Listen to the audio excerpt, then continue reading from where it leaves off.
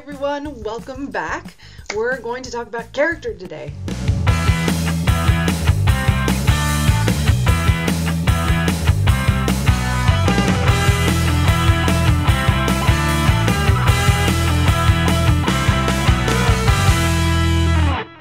So welcome back to my channel. I'm really excited that you've come back to hear something new about the writing world. My name is S.H. Clark, and I'm a YA author at large. And I say I am a YA author at large because I am not represented by an agency, still looking. But one of the great things that I can do is come here and help you guys be writers. I have a lot of experience in the writing world. I've been writing since I was probably 5, and I also got a bachelor's in writing and literature, and I also went on for a master's in creative writing, emphasizing in fiction and publishing at Fairfield University. And I've had a lot of great mentorship with some of the greatest authors that I know, and so I get to come here and share with you what you guys want to know. So I am on a wonderful Facebook page on Facebook, obviously, and I had put up a couple weeks ago a post about writing and asking people to tell me what they were interested in hearing about. And one of the girls in the group, named Brandy, actually wrote this. She wanted to know more on character tropes. So we're going to go through some steps that I go through when it comes to creating my characters that I think will be really beneficial for you if you're stuck and don't know exactly what to do when it comes to creating a new character. So one of the first things you want to do is figure out the setting of your novel. If you go back to one of my previous videos, I did go through 7 steps on coming up with your setting in a novel, so you can refer back to that when I say you need a setting. But if you're going to create a character in a world, let's say that is a fantasy world that is much like Game of Thrones, you're going to have to create a character that's going to fit. So once you figure out your setting, you'll refer back to this video. So after you figure out your setting, you're also going to want to know the basic plots of your novel. And I say plots because a novel should have more than one plot.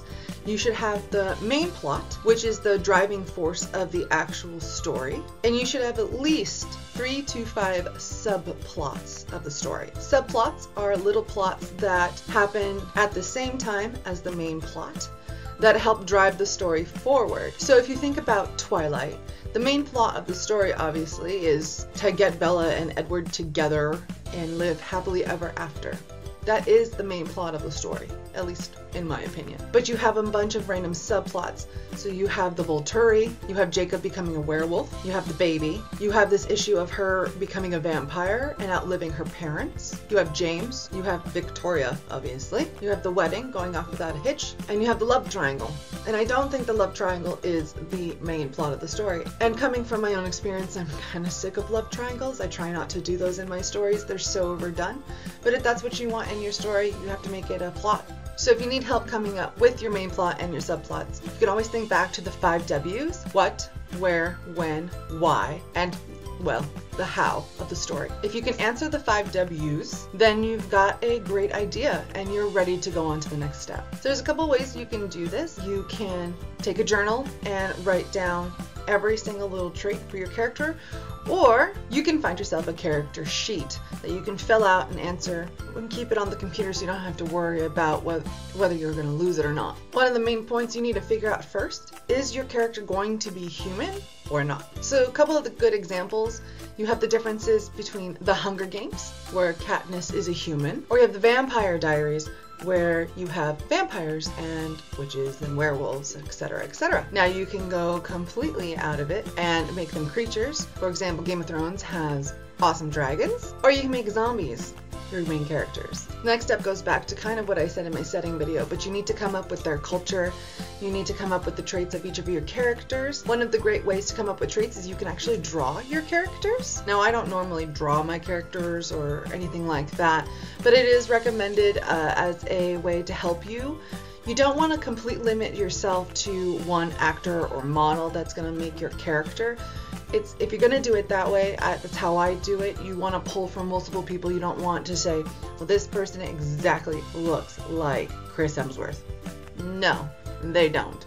And then of course, easiest, you need to figure out who's your protagonist and who's your antagonist. And for those of you who are still learning, protagonist is your good guys and your antagonist are your bad guys. Let's move on to characteristics of your character. So you need to know the age and the sex of your character, obviously, and whether these characteristics that you create for your character are going to matter in society. A really great example, it's not from a YA series, but it's from J.R.R. Ward's Black Dagger Brotherhood series, one of my favorite series in the world. And I can prove it. I've got a tattoo of it. There's a character in there named Quinn. Now, Quinn is one of my favorite characters in the entire series, and he has a defect in the Vampire Society where he has one blue eye and one green eye. Now, if you were like me, gorgeous, I love people who have different colored eyes, but in their world, that is considered a defect, and he's shunned from society and basically almost killed for being who he is. Actually, he is killed for like 15 seconds, and I cried hysterically. But that's an example. So every character in your novel needs to have a purpose. Now, there are going to be some characters, side characters in your novel that you're going to have that really don't advance the plot, but they should be used strategically to reveal something. So every character should have a purpose. You can have the characters, like I said, that are there as filler characters, but there needs to be a reason you're having them there. You need to know their attitude, so their likes and dislikes. You need to know their quirks, where they're from, their home, if they have any fears or phobias and weaknesses. Do they have secrets that you're going to reveal as the story goes on, or do they have any type of obsession? Now, if you're having trouble coming up with character traits, you can always look at character traits online. There's some great resources. So here's some that I found online. These are just random character traits you can use to help your character. Just remember, you're going to have to go in a little bit more detail than just saying they're quirky or they're lazy. We need reasons why, or you need to show it. One of the great ways you can come up with your character is to actually just go outside and people watch. Look around yourself. Look at the way people interact with each other. Use that as some of your basis for your characters. If you see something interesting that someone does or how they interact with someone, that's a great thing to use when you're building your character. Now, I don't write any books with these, but you could also use symbols to represent your characters. So some really great examples are going to be the Mockingjay pen from the Hunger Games. If you read the Chronicles of Nick by Sherilyn Kenyon, everyone basically has a symbol, and here's Nick's symbol. And going back to Twilight, you could technically say that you have the Volturi symbol, but then you also have the symbols on each one of the books, the hand with the apple, the ribbon, the chess pieces. Those are all symbols that were correlated to the story. And if you watch the movies, it's kind of cool they kind of integrated some of those into the story. Now, my last recommendation on figuring out your characters, this is a really weird one, and I really don't do this, but I do have conversations with them in my head because they are always there talking. So once you create a character, be prepared because they don't shut up. But you could role play the character. What do I mean by role play? Have someone read you a set of questions, kind of like an interview, and answer the questions as if you were the character you were creating. And that's one of the best things you can do when you're creating a character, is be the character themselves. And the last thing I'm going to just recommend, I said it in the settings video, is just make sure when you create your character that your character's name and the outfit and anything that makes them specific to the story fits the genre and fits the era that you're writing in. So obviously, if you're writing a story in the 21st century, you know the typical names that are popular right now: Emma, Liam, Jake. Those names are typical. If you look at J.R.R. Ward, like I mentioned earlier, her females are typical names you would find: Jane, Elizabeth, Beth. They're very generic names, but they work because it's in our era. However, her male characters, because they are a specific breed of vampires, their names are based off of strong attributes. You've got vicious, rage, wrath, torment. Think about that when you're coming up with names for your characters. And that's basically it. Characters are pretty easy, in my opinion. I feel like if you know what you're going to write about, it's really easy to come up with the characters that are going to fill your novel. Make sure you keep files or journals on each one of these characters. You don't want to lose any of your information, and make sure when you're writing your book that you hit each of these little characteristics and make sure that they are fluent. So if your character is known for laughing in dire situations, don't forget to make your character laugh in dire situations. I have that problem, and it sucks, but you're going to do a lot of editing. Okay, well, that's it for me today.